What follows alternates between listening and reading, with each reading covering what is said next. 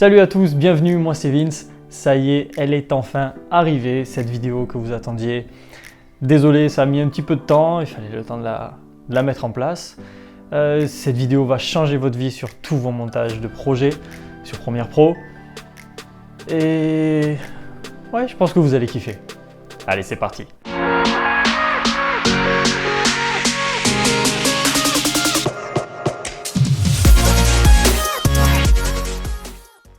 Alors lors de vos montages vidéo, je pense que vous avez sûrement été dans cette situation-là.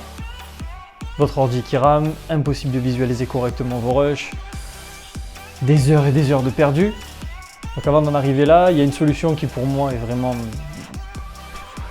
magique et que j'utilise pour tous mes montages vidéo depuis que je sais que ça existe. Je peux vous dire, j'ai plus jamais eu de problème de ralentissement au niveau de mes montages. Donc c'est un petit peu long à préparer, mais une fois qu'on a pris le coup, une fois qu'on a pris un peu les devants et si on fait ça un petit peu en avance, avant notre montage, tout va bien, il n'y a pas de souci. Vous voulez savoir ce que c'est? Ce sont les proxys. Alors pour faire simple, les proxys, qu'est-ce que c'est? Ça va être vos fichiers originaux qui vont être compressés dans un format plus bas, afin que vous puissiez justement pouvoir travailler dessus sans qu'il y ait de bugs, sans que le dossier soit vraiment trop lourd. Alors en fait l'idée c'est quoi? C'est de pouvoir travailler sur des fichiers avec une qualité beaucoup plus basse, pour un peu plus de fluidité, une meilleure rapidité dans l'exécution des travaux que vous allez avoir à faire sur vos projets. Mais sachant que, pas d'inquiétude, au niveau de votre export, lorsque vous allez avoir terminé votre projet et que vous allez l'exporter, Premiere Pro se charge de récupérer vos fichiers originaux.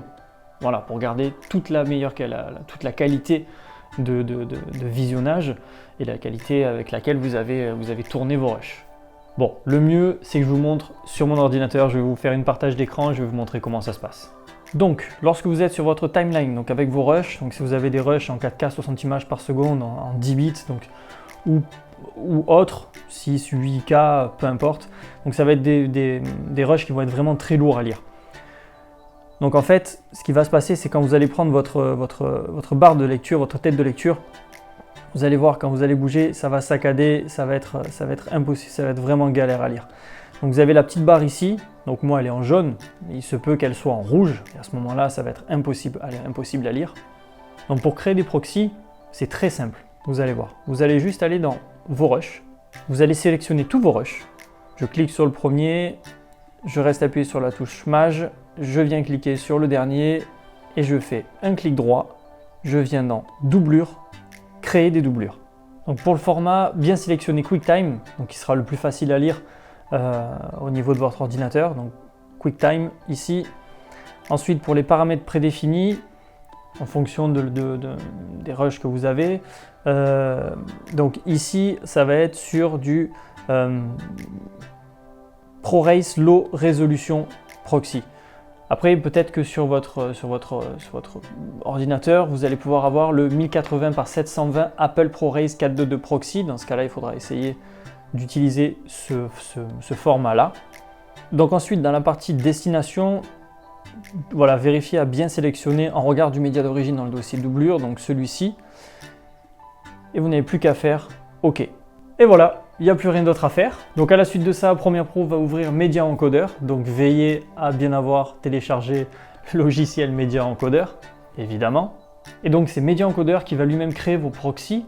Donc comme je vous disais tout à l'heure, essayez de préparer ça avant, parce qu'en fonction de vos rushs, en fonction du nombre, en fonction du poids de vos plans, ça risque de prendre beaucoup de temps. Et voilà, donc dès que le téléchargement des proxys sera effectué, vous allez pouvoir du coup quitter la page et revenir sur Premiere Pro, directement ici. On va revenir enlever cette sélection ici.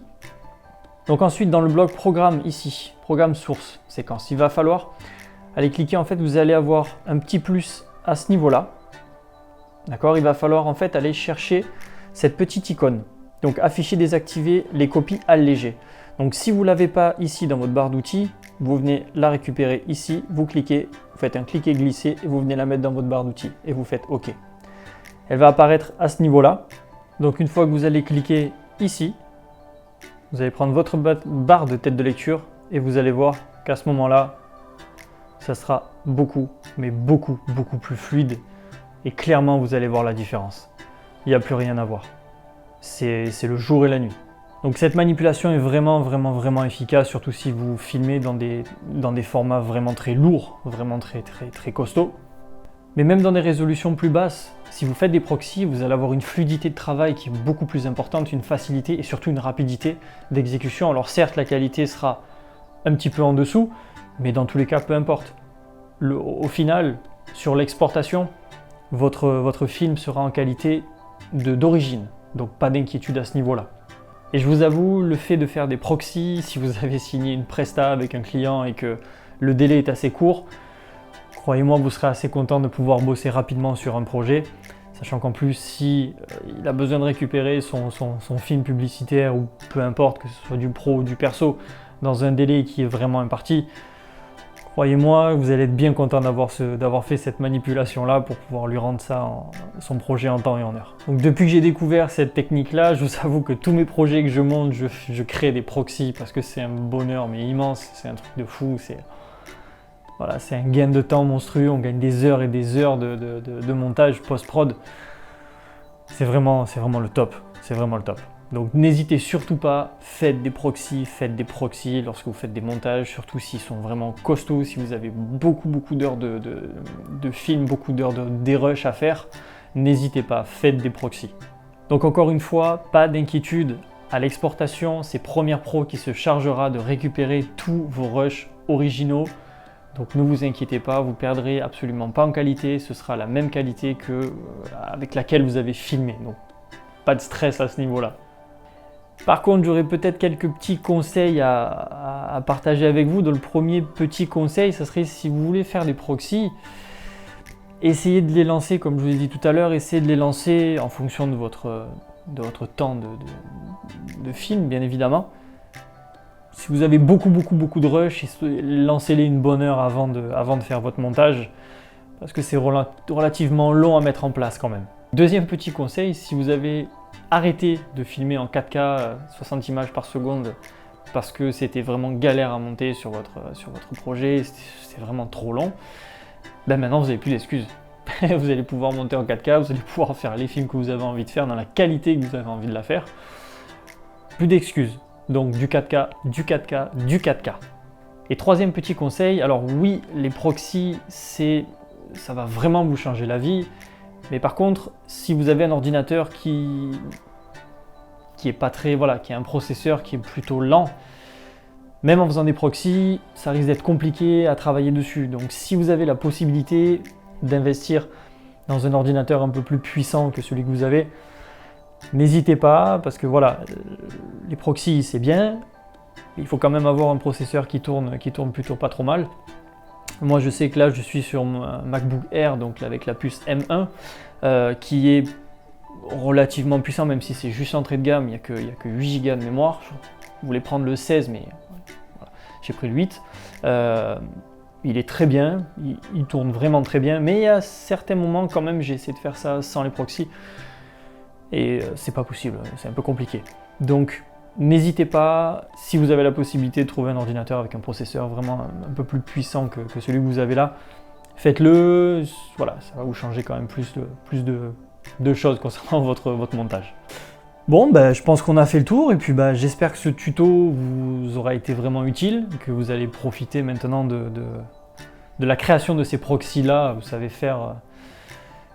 faire les bases du montage de Premiere Pro, vous avez peut-être regardé aussi les raccourcis, la vidéo que j'ai faite sur les raccourcis. Maintenant les proxys, vous avez de quoi faire de super films, de très beaux montages, que ce soit perso ou pro, de vos vacances ou même pour vos clients. Donc je pense que ça peut être cool. Donc n'hésitez pas à me dire en commentaire si ces vidéos vous plaisent, si vous trouvez ces vidéos utiles, si vous voulez que j'en fasse d'autres, parce que j'ai encore pas mal de projets sur ce genre de vidéos là, pas mal d'idées. Donc n'hésitez pas, mettez-moi un petit commentaire, ça fait toujours plaisir, puis ça va m'aider à avancer justement pour améliorer la chaîne. Et surtout, si vous n'êtes pas abonné, du coup, vous attendez quoi? Abonnez-vous, activez la petite cloche, n'hésitez pas pour ne rien rater des vidéos qui vont arriver très vite, et peut-être beaucoup plus vite que celle-ci encore. Et lâchez un petit pouce bleu, honnêtement ça fait vraiment plaisir et ça va du coup m'apporter un peu plus de chaleur pour pouvoir continuer à faire toutes ces vidéos là. Donc n'hésitez pas à lâcher le petit pouce bleu, ça fait toujours plaisir.